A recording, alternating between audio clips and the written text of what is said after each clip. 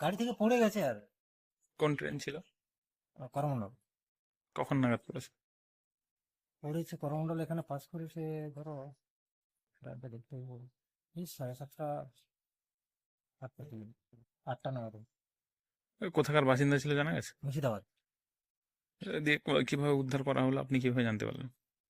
ওরা মানে ওদের লোক ওখান থেকে এসে গাড়ি থেকে নেমে ওকে নিয়ে হসপিটালে ভর্তি করলো। কত নম্বর গেটে হয়েছে এটা? 33 নম্বর। ସିଏ ହତ ଗେଟ୍ ଧାର ବସିଥିଲା, ତା ନିଦ ଆସିଗଲା ହେନେ ସେତେବେଳେ ପଡି ଯାଇଥିବ ଆଉ। କେତେବେଳେ ହେଇଛି? ଟାଇମ୍ କେତେବେଳେ?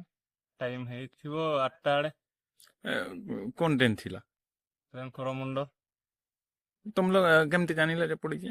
ଆମେ କାମ করতে যাଉଥିଲେ সেটি কেবল থাকতে হুম। কেবল লাইন। ট্রেন সামনে থেকে আসছিল, আমরা তো এখানে কাজে আসছি। তারপরে আমরা কাজে যখন বেরোচ্ছি তখন ট্রেন দেখে পড়ে গেছে। দিয়ে আপনার কোথায় নিয়ে গেলেন ওরা? এটা দাতুন মেডিকেল। আমি যেটা শুনেছি ওরা চেন্নাই থেকে আসছিল, বাড়ি ফিরছিল, এদের বাড়ি বহরমপুর মুর্শিদাবাদ। এই ছেলেটা গেটের ধারে বসে ঘুমাচ্ছিল, হয়তো কোনো দোকানে ঘুম ধরে গেছে, এর থেকে পড়ে গেছে। কি নাম জানেন?